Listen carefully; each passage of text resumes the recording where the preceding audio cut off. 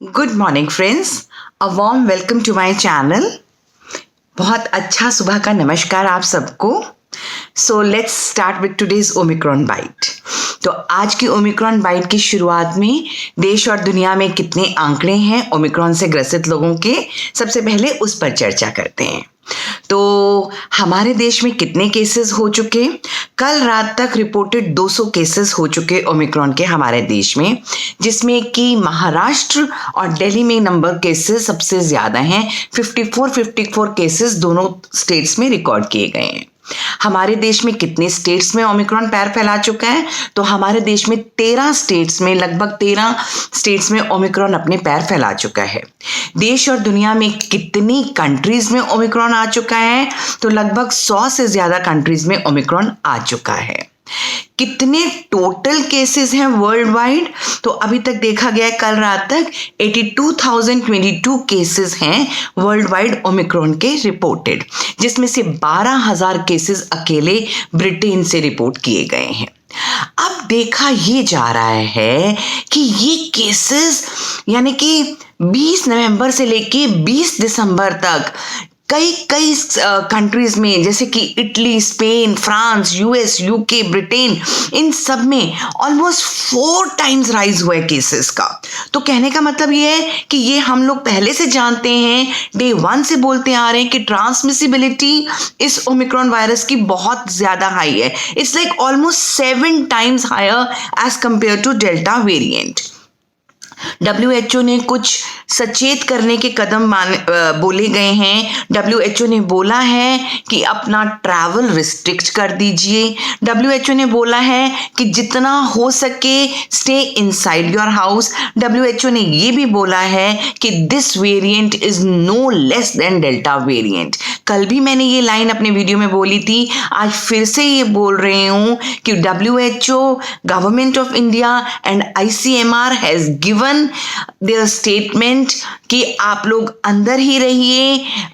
मैं मानती हूँ कि क्रिसमस का टाइम है, न्यू ईयर का टाइम है, लेकिन जितना हो सके जश्न को कम लोगों के साथ और घर के अंदर ही मनाया जाए तो ज्यादा अच्छा है। Because as per WHO this is no less than Delta variant. क्योंकि देखिए दोस्तों, होता क्या है, कहानी इस तरीके से चलती है। पहले तो नंबर बढ़ते हैं, ठीक है। जैसे ओमिक्रॉन वेरिएंट अब हवा में आया तो शुरुआती तो दौर में नंबर बढ़ेगा, तो नंबर बढ़ना शुरू हो चुका। नंबर बढ़ने के बाद ही हॉस्पिटलाइजेशंस होंगी, तो हॉस्पिटलाइजेशन भी शुरू हो गई। 15-20 दिन का और टाइम लेने के बाद पता चलता है कि हॉस्पिटल में कितने लोगों की डेथ हो रही है और कितने लोग ठीक होकर वापस आ रहे हैं। तो कहने का मतलब ये है कि we are still in the infant stage, बहुत प्रिलिमिनरी स्टेज है। अभी कुछ भी कह पाना पूरी तरीके से आसान नहीं है, लेकिन हमारे को बड़े बड़े वैज्ञानिकों से, WHO से सबसे सचेतता हर रोज मिल रही है कि हमको संभल जाना चाहिए, ठीक। तो इसलिए ये कहना इस टाइम पर कि ओमिक्रॉन बहुत हल्का रहेगा, किसी को कोई परेशानी नहीं आएगी, ये गलत भी हो सकता है। Omicron can be as infective and as खतरनाक एज डेल्टा वेरिएंट। तो हम सबको बहुत ज्यादा संभल कर चलना होगा, क्योंकि अभी सिर्फ 20 से 25% लोगों की जीनोम सीक्वेंसिंग हो रही है, जिससे कि ये पता चले कि ये ओमिक्रॉन वेरिएंट ही है कि नहीं। तो कहने का मतलब ये है कि it is just the iceberg, सिर्फ एक टिप ऑफ द आइसबर्ग आपको दिख रहा है, जिसमें आप कुछ नहीं बता सकते कि ये वेरिएंट किस तरफ मुंह ले लेगा, ये ऊंट किस तरफ करवट करेगा। तो हमें अब अभी नहीं मालूम ये कैसे चलेगा। लेकिन जो इसके साथ अब देखा जा रहा है, अमेरिका में, ब्रिटेन में 14 डेथ्स भी हो गई हैं ओमिक्रॉन के चलते। अमेरिका में जितने लोग कोविड ग्रसित हैं उसमें से 73% लोग लोगों को ओमिक्रॉन वेरिएंट से इन्फेक्टिविटी हुई है। और ये हमेशा से देखा गया है कि पहले America, UK, France, Italy, Spain, इन सब के बाद 3-4 महीने के बाद ही ये वेरिएंट्स, ये वायरसेस, ये जो इन्फेक्शंस हैं हमारे देश में यानी कि इंडिया में आता है। तो हम लोगों को और सतर्क रहना पड़ेगा, because we do not know कि बाय द एंड ऑफ जनवरी और फरवरी हमको क्या देखने मिलेगा। तो और खासकर इसलिए क्योंकि जब ये फेस्टिव सीजन है, जब ये क्रिसमस है, तो संभल के चलिए, कोविड एप्रोप्रिएट बिहेवियर को अपनाइए।